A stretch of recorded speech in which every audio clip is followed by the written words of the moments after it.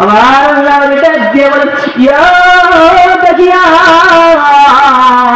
তোমার মায়া না হইতে পারে, তোমার দয়া না হইতে পারে, কিন্তু আমার মালিক এমন মালিক, বান্দা গুনাহ করবে, গুনাহ করার পর যদি বান্দা বলে, ওগো মালিক আমি গুনাহ করে ফেলাইছি, শয়তানের ধোঁকায় পড়ে গুনাহ করে ফেলাইছি, আল্লাহ তাআলা তোমাকে আমাকে ডাক দিয়া বলবেন, লা তাকনাতু মির রাহমাতিল্লাহ,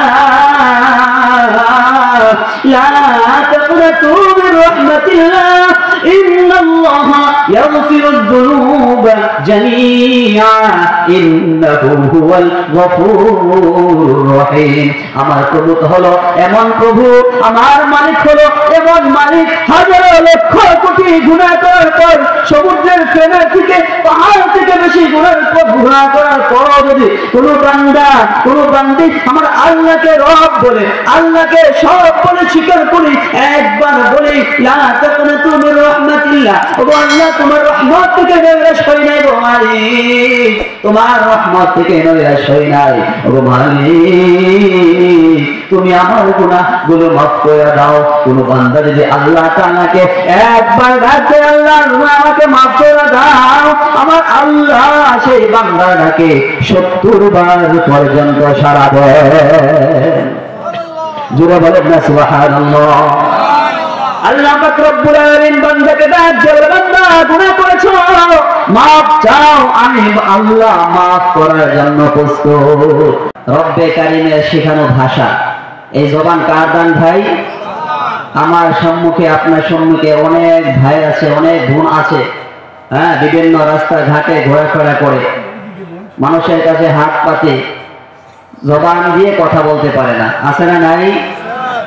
তাহলে যেই জবান আমার রব আপনার রব আমাদেরকে দিয়েছেন, যে ভাষা আমার রব আপনার রব আমাদেরকে শিখিয়েছেন, সেই জবান এবং ভাষার শুকরিয়া করার জন্য সকলে সমস্বরে মন প্রাণ উজাড় করে আল্লাহ তাআলাকে রাজি আর খুশি করার উদ্দেশ্যে সকলে একবার অন্তরের অন্তঃস্থল থেকে শুকরিয়া জ্ঞাপন করে সকলে পড়ি আলহামদুলিল্লাহ।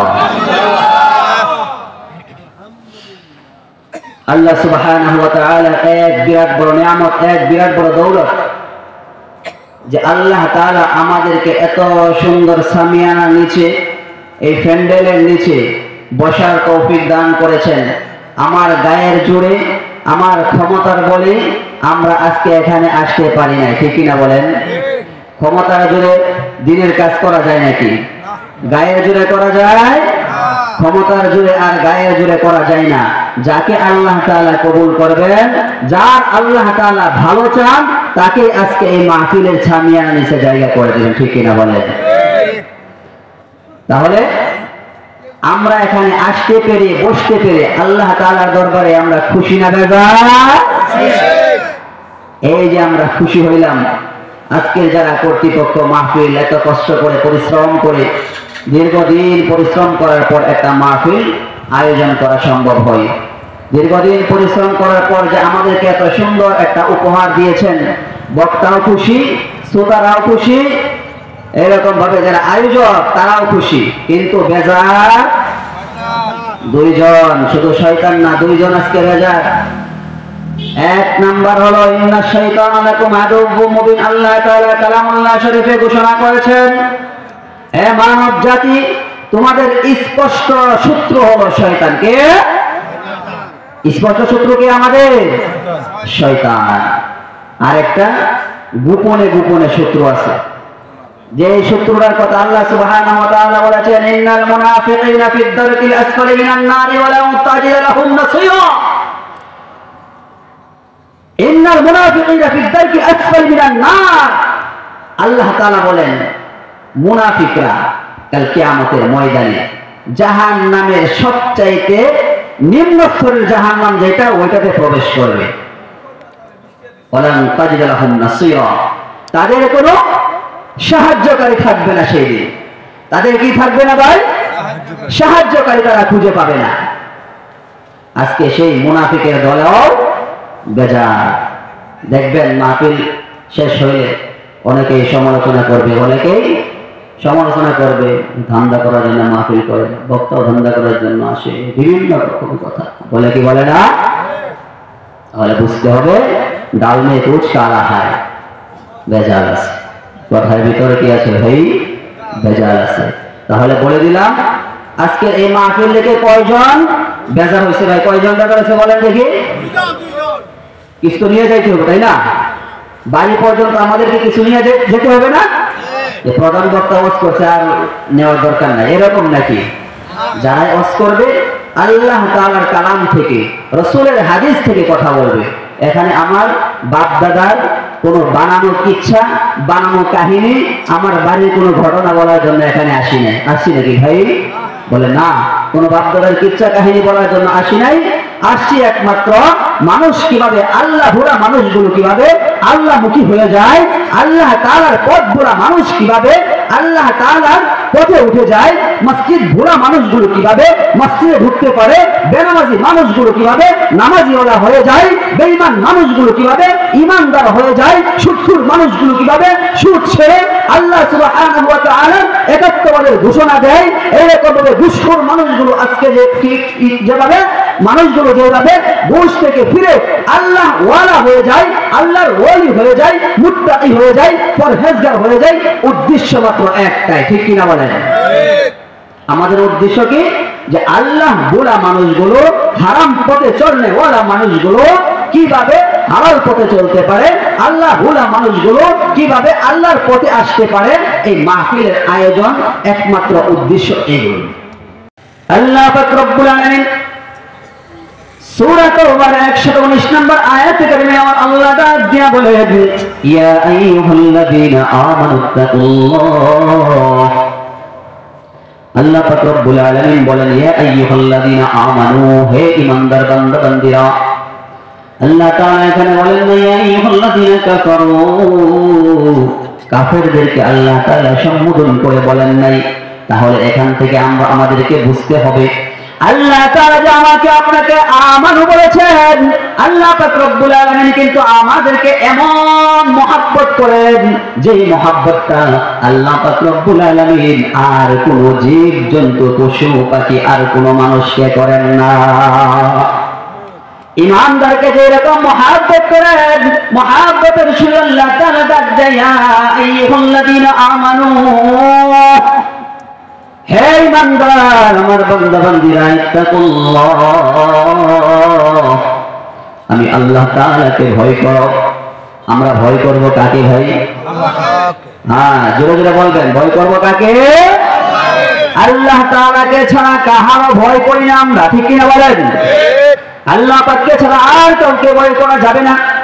কুল আতিউল্লাহ ওয়া আতিউর রাসূল, আল্লাহ পাকের আনুগত্য ছাড়া আর কাহারও আনুগত্য করা যাবে, আর কাহারও গোলামি করা যাবে না, আনুগত্য করা যাবে না। একমাত্র আনুগত্য করতে হবে আল্লাহ এবং রাসূলের, একমাত্র ভয় করতে হবে আল্লাহ তাআলাকে। ইয়া আইয়ুহাল্লাযীনা আমানুত্তাকুল্লাহ ওয়া কুনু মা'আস সাদিকিন।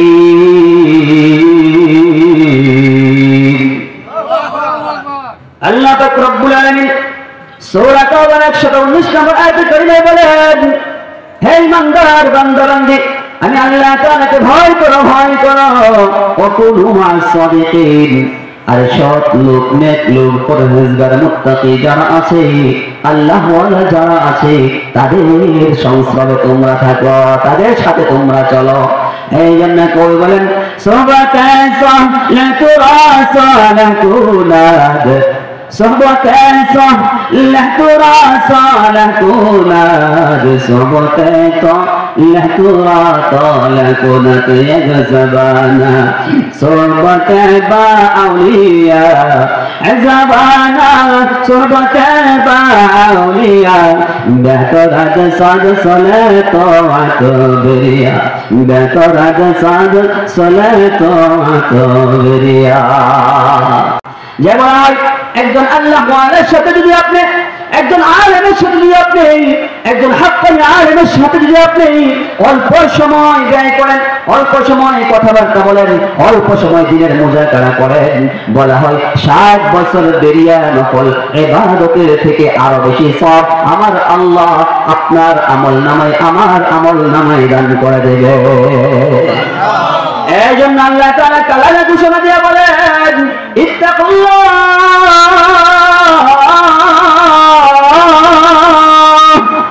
হে আমার মুমিন বান্দা বান্দীরা,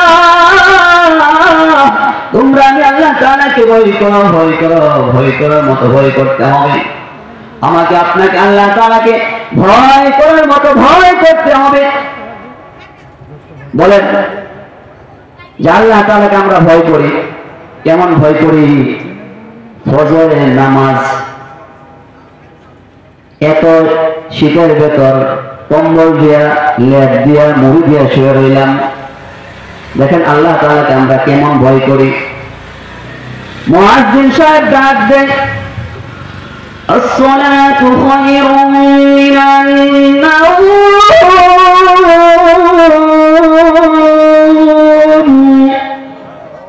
মুয়াজ্জিন সাহেব ডাক দেয় ও আল্লাহর বান্দা বান্দীরা, ঘুম থেকে নামাজ ভালো, আসসালাতু খায়রুম মিনান নাওম। মুয়াজ্জিন সাহেব মসজিদের মিনার থেকে ডাক দেয়, ঘুম থেকে নামাজ ভালো, আল্লাহু আকবার, আল্লাহু আকবার। মুয়াজ্জিন সাহেব বলে আল্লাহু আকবার, আল্লাহ সবচেয়ে বড়, আল্লাহ সবচেয়ে বড়। সবচেয়ে বড় কে ভাই? এই যে সবচেয়ে বড় আমরা স্বীকার করি আল্লাহ। আল্লাহ তাআলার বড়ত্ব যে কত বড় সেটা আমরা কিন্তু বুঝি না। যদি আমি আর আপনি বুঝতাম তাহলে আরামের কম্বল, আরামের লেপকে লাঠি দিয়ে ফালাইয়া ফজরের নামাজের মুসাল্লায় দাঁড়ায় যাইতাম, ঠিক কিনা বলে? আর আমি এরকম হারাম করে ফজরের মুসাল্লায় নামাজের মুসাল্লায় আমরা দাঁড়ায় যাইতাম, মসজিদে চলে যাইতাম, তাহলে আমরা আল্লাহ তাআলাকে কেমন করে ভয় করি?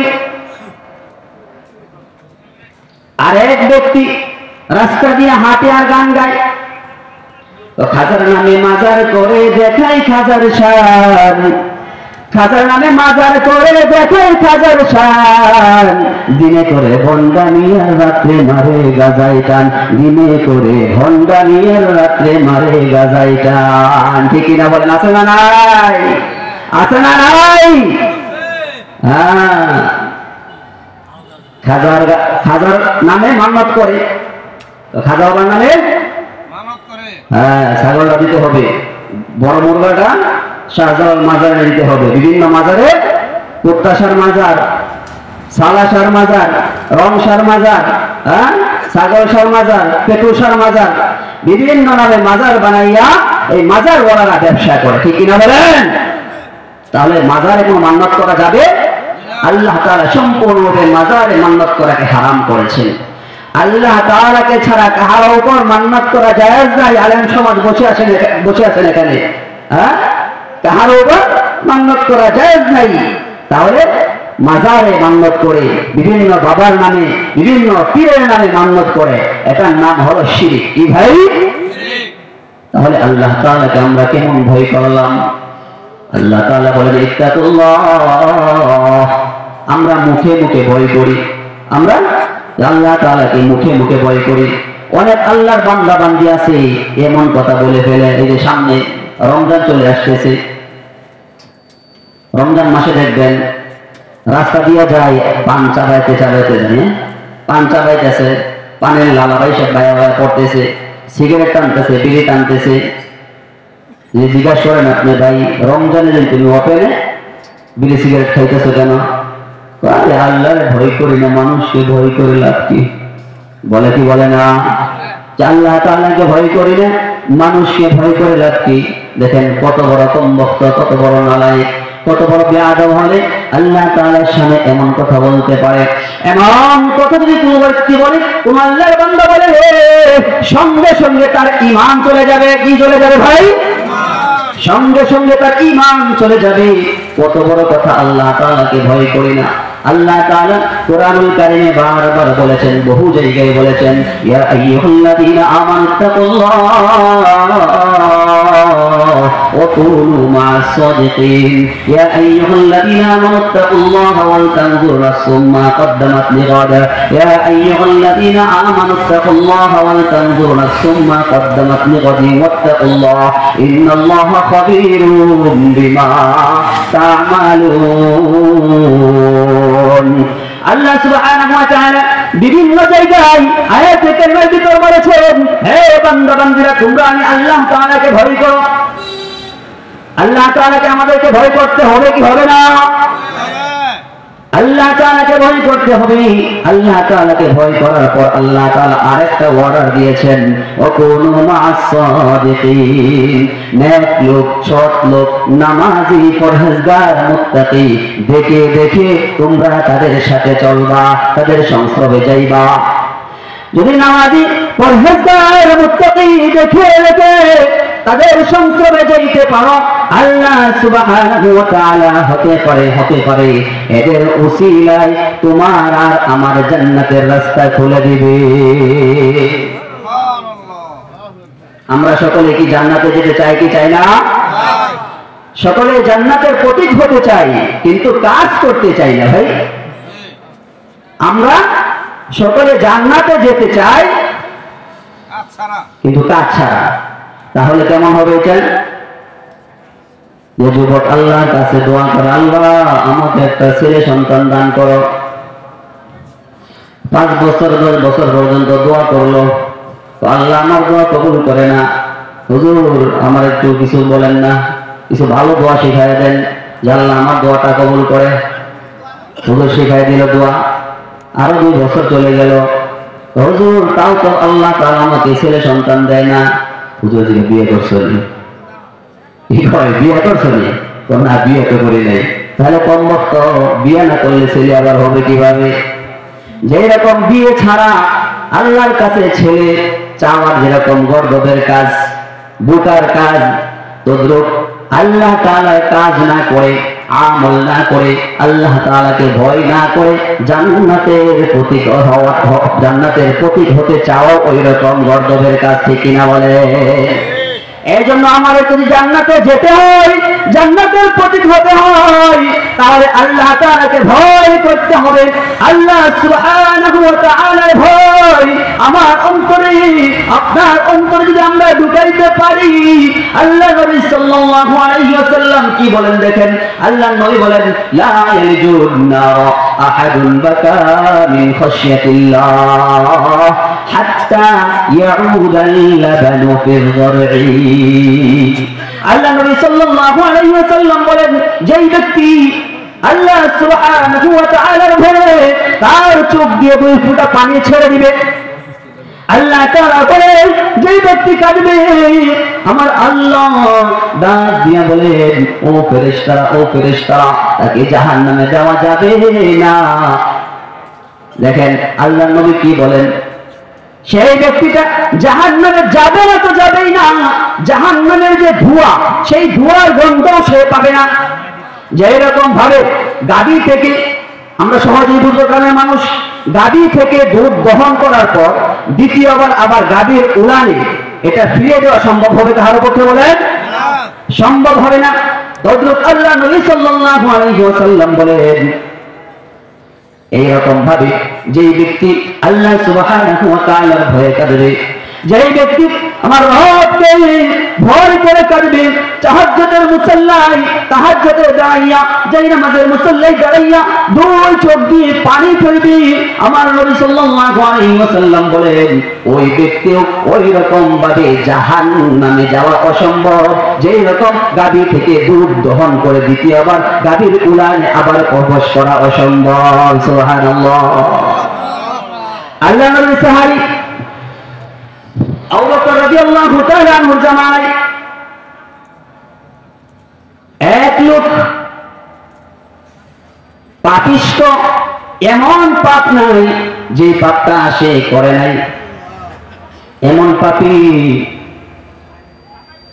আল্লাহ নবীর সাহাবী আবু বকর রাদিয়াল্লাহু তাআলা আনহুর জামানায়। তখন সেই ব্যক্তিটা ওই রকম ভাবে একদিন ইন্তেকাল করলো। ইন্তেকাল করার পর আবু বকর রাদিয়াল্লাহু তাআলা আনহু সেখানে উপস্থিত ছিলেন। আবু বকর রাদিয়াল্লাহু তাআলা আনহু সেখানে উপস্থিত। মানুষজন তার কাফন দাফনের ব্যবস্থা করলো। আল্লাহর নবীর সাহাবী সেখানে জানাজা পড়াইলেন। জানাজা পড়ানোর পর তাকে কবর দেওয়া হলো। কবর সমান করা হইতেছে। কবর রাখার পর কবর সমান করা হইতেছে। আবু বকর রাদিয়াল্লাহু তাআলা আনহু হাত ধরে বসলো তার মা আয়েশা। তার মা দৌড়ায় এসে হাত ধরে বলে, ও আমিরুল মুমিনিন খলিফাতুল মুসলিমিন, আমার ছেলেটা ইন্তেকাল করেছে। ইন্তেকাল করার পর তার লাশটা আমি দেখতে পারি নাই। ও আমিরুল মুমিনিন, ও আল্লাহর নবীর সাহাবী, আমার সন্তানের চেহারাটা জীবনের শেষবার একবার দেখার সুযোগ করে দেন। আল্লাহর নবীর সাহাবী আবু বকর রাদিয়াল্লাহু তাআলা আনহু লোকজনকে বলে দিলেন, কবরের মাটি সরায় দাও, মায়ের সন্তানের চেহারাটা মাকে একবার দেখার সুযোগ করে দাও। কবরের মাটিটা সরানো হলো। কবরের মাটি সরানোর পর আবু বকর রাদিয়াল্লাহু তাআলা আনহু সহ কবরে যারা ছিল সমস্ত মানুষে লেগেছে। কবরের মাটিটা সরানোর সঙ্গে সঙ্গে তার চেহারা থেকে আল্লাহ প্রদত্ত নূর চমকাইতেছে। তার চেহারা দিয়ে আল্লাহ তাআলা প্রদত্ত নূর চমকাইতেছে। আবু বকর রাদিয়াল্লাহু তাআলা আনহু লোকদেরকে জিজ্ঞেস করলেন সে কি এমন আমল করত যে আমলের বদলাতে আমার আল্লাহ সুবহানাহু ওয়া তাআলা তার কবরটাকে জান্নাতের টুকরা হিসেবে কবুল করেছেন। যে আমলের বদলাতে আল্লাহ তাআলা তার কবরটাকে জান্নাতের টুকরা হিসেবে কবুল করেছেন। লোকজন বলে, সে এমন কোন পাপ নাই সে করত না, এমন কোন পাপ নাই সে যে পাপটা সে করে নাই। আবু বকর রাদিয়াল্লাহু তাআলা আনহু বলে, যদি সে পাপী বান্দা হয় তাহলে তো তার কবরটা জান্নাতের টুকরা হওয়ার কথা না, তার চেহারা থেকে আল্লাহ প্রদত্ত নূর চমকানোর কথা না।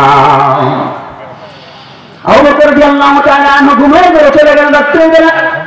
স্বপ্ন দেখে আল্লাহর নবীর পাশে সুন্দর জান্নাতি পোশাক পরিহিত অবস্থায় সেই আল্লাহর বান্দাটা বসে আছে, পাপী লোকটা বসে আছে। এরকম পাপাচারী লোকটা রাসূলের পাশে বসে আছে। আবু বকর রাদিয়াল্লাহু তাআলা আনহু রাসূলকে স্বপ্ন দেখে রাসূল সাল্লাল্লাহু আলাইহি ওয়াসাল্লাম আবু বকরকে ডাক দিয়ে বলে, ও বকর, তুমি গতকালকে যে ঘটনা দেখেছ এই লোকটা খুবই পাপাচারী ছিল তাই না? বলে, হ্যাঁ হ্যাঁ হ্যাঁ।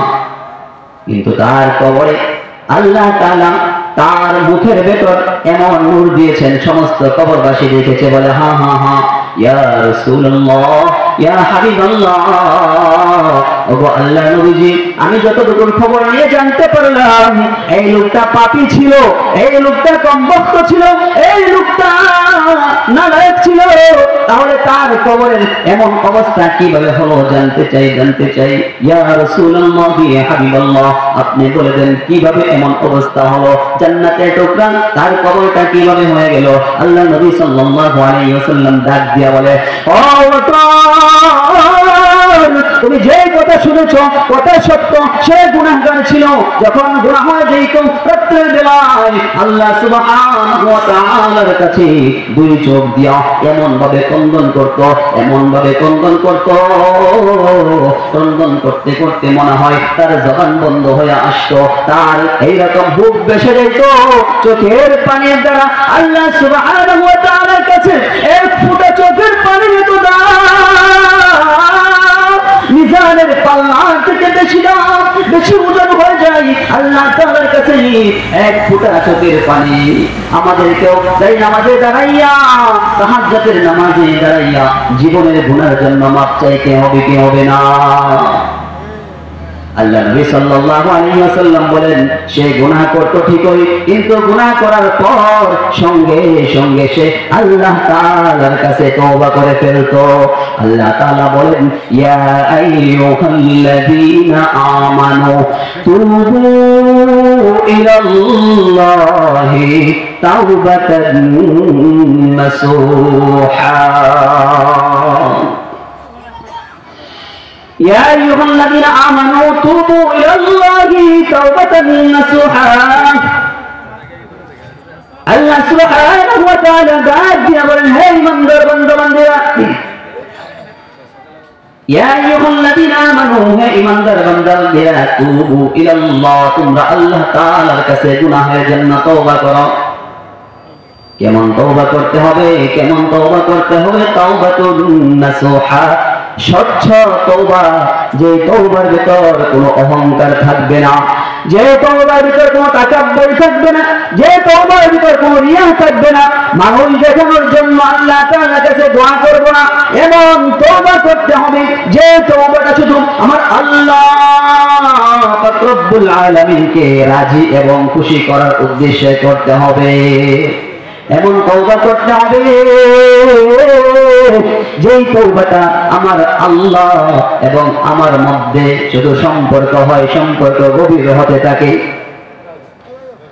আল্লাহ নবী সাল্লাল্লাহু আলাইহি ওয়াসাল্লাম বলেন, বান্দার এক ফোঁটা চোখের পানি আল্লাহ সুবহানাহু ওয়া তাআলার কাছে এত দাম, এত দাম, এত দাম, এই পৃথিবীর থেকে আরো অনেক গুণ বেশি দাম আল্লাহ তাআলার কাছে বান্দার এক ফোঁটা চোখের পানি। আল্লাহ নবীর সাহাবী ঈমান আনলেন। ঈমান আনার পর এইরকম ভাবে রাসূল সাল্লাল্লাহু আলাইহি ওয়াসাল্লাম মজলিসে বসে আলোচনা করতেছেন। সাহাবী এক কোণায় বসে ক্রন্দন করে।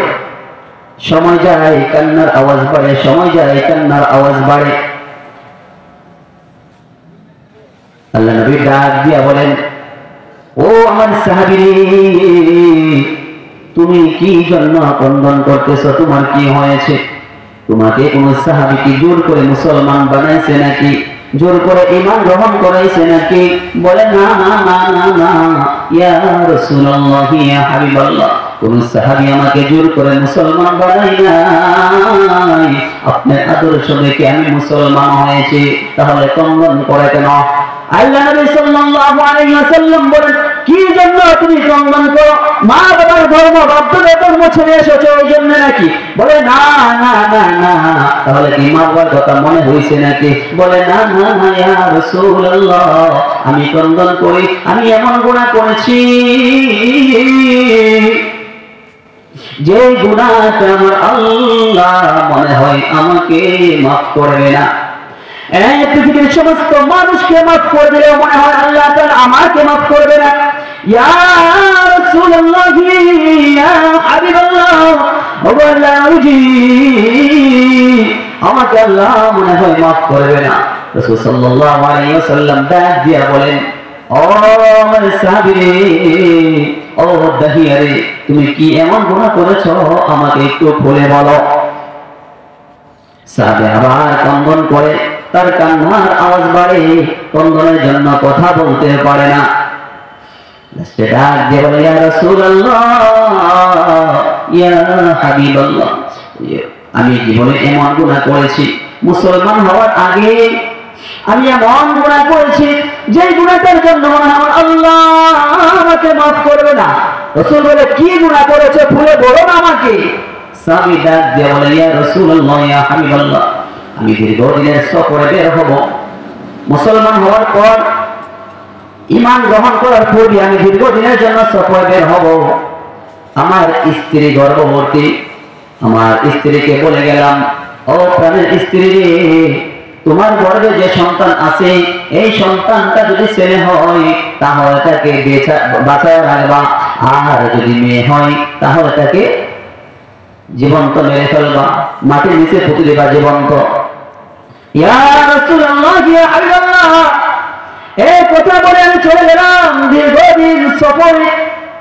5-7 বছর পর বাড়ি ফিরলাম।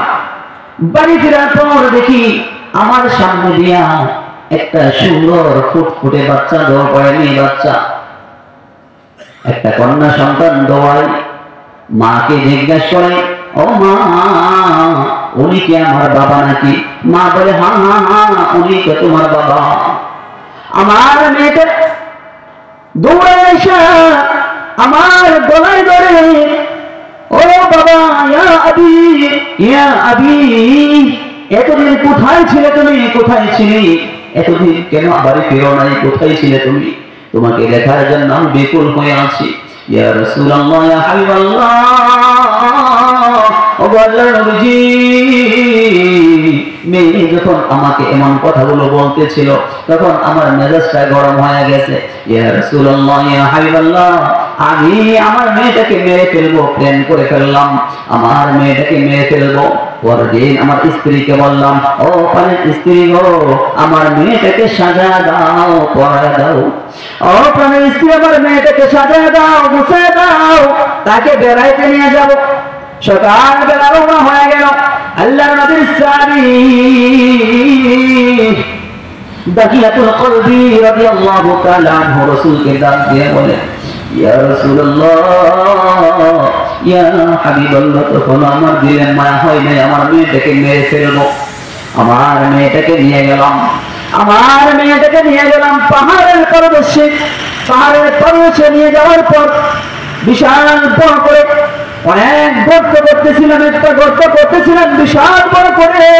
ইয়া রাসূলুল্লাহ, ইয়া হাবিবাল্লাহ, আমার মেয়েটা পাশে খেলাধুলা করতেছে আর বারবার আয়েশা বলে, ইয়া আবি, ইয়া আবি, এত বড় গর্ত কি জন্য করো?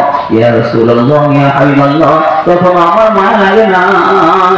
ও আল্লাহর নবীজি, আমার গর্ত খনন করা শেষ। এর পূর্বে আরেকবার আয়েশা আমার মেয়েকে বলে, ও বাবা, তোমার মুখের ভেতর ধুলো লাগছে, তোমার দাড়িগুলো পরিষ্কার করে দেই, জামা দিয়া বাবার মুখগুলো, বাবার হাতগুলো ওই রকম ভাবে পরিষ্কার করে দেয়। আল্লাহর নবীকে ডাক দিয়া বলেন, দাহিয়াতুল কলবি, ইয়া রাসূলুল্লাহ, ইয়া হাবিবাল্লাহ, তখন আমার মায়া লাগে না। ও আল্লাহর নবীজি, আমার মেয়েটাকে আমি মেরে ফেলবো, গর্ত খনন করা শেষ। আমার মেয়েটাকে ডাক দিলাম, ইয়া রাসূলুল্লাহ, আমার মেয়েটাকে ছলনা দিয়ে ডাক দিলাম, মা আসো তো দেখি, আসো তো দেখি, এই দেখো কত সুন্দর গর্ত করেছি। ও মা, কত সুন্দর গর্ত করেছি, দেখো না। যখন আমার মেয়েটা গর্তের ভিতর উকি দিল, সঙ্গে সঙ্গে আমি পিছন দিয়া আমার মেয়েটাকে ভা করে ধাক্কা দিয়ে গর্তের ভিতরে ফেলাই দিলাম। ইয়া রাসূলুল্লাহ, ইয়া হাবিবাল্লাহ, ও আল্লাহর নবীজি, তখন পর্যন্ত আমার মায়া লাগে নাই। বাবা, দিলটারে নরম করে দেন, দিলটারে আল্লাহ তাআলা দিকে মুতাওয়াজ্জ করেন, দিলটাকে নিজের জীবনের গুনাহের জন্য দিলটাকে নরম করে আল্লাহ তাআলার কাছে মাপ চান। দেখেন দুই ফোঁটা চোখের পানি ঝরে কিনা। আল্লাহর নবীকে ডাক দিয়া বলেন, ইয়া রাসূলুল্লাহ, ইয়া হাবিবাল্লাহ, ও আল্লাহর নবীজি, আমার মেয়েটাকে ধান করে ধাক্কা দিয়ে গর্তের ভিতরে ফেলাই দিলাম।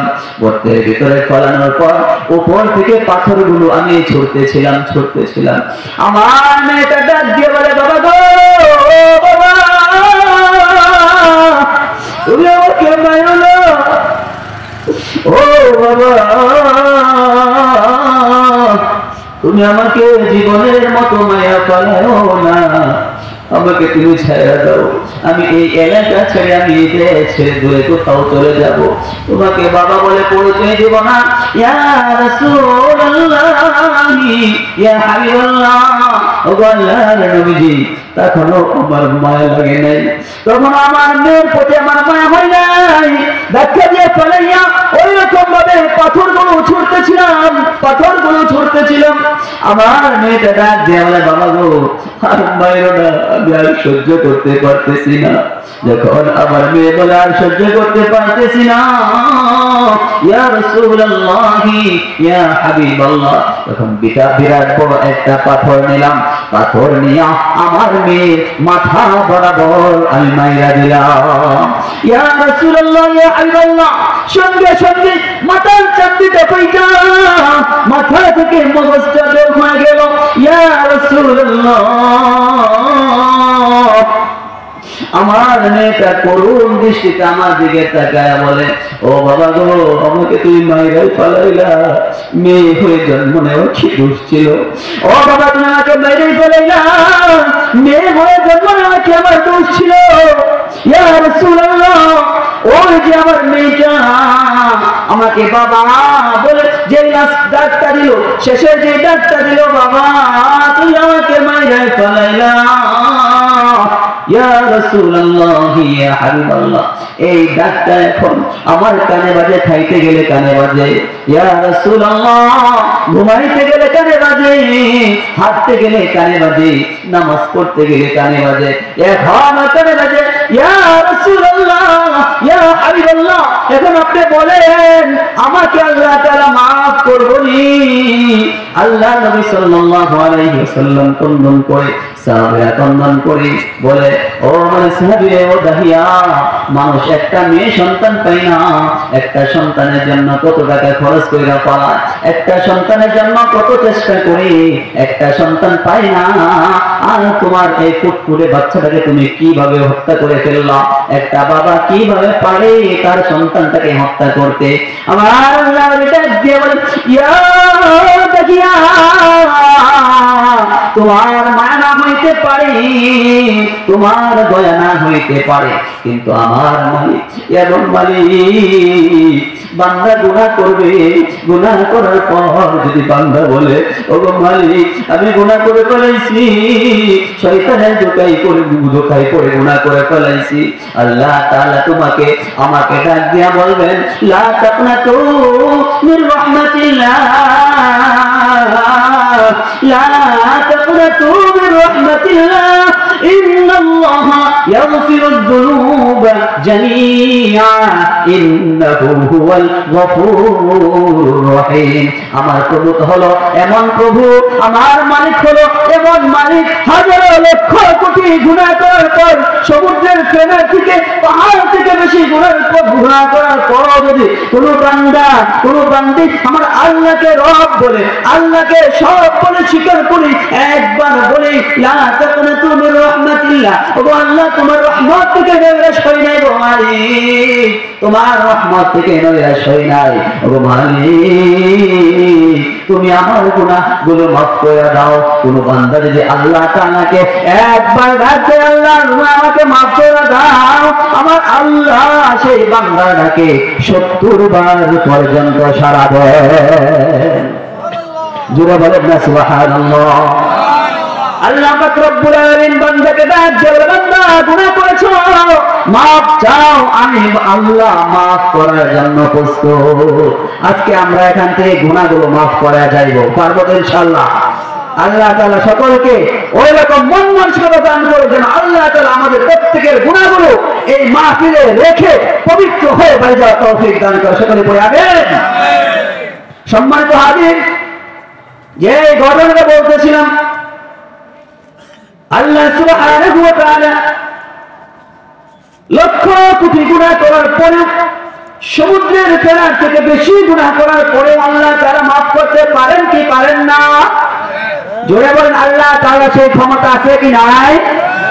আগে ছিল, এখন মনে হয় কমে গেছে। আল্লাহ তাআলার ক্ষমতা কমে নাই, কমছে নি ভাই। আল্লাহ সুবহানাহু ওয়া তাআলা বলেন, তোমরা গুনাহ করার পর যদি আমার কাছে মাফ চাও, তোমাদের গুনাহগুলো মাফ করব তো করবই, তোমাদেরকে জান্নাতের ব্যবস্থা করব, তোমাদেরকে জান্নাতের ব্যবস্থা করব।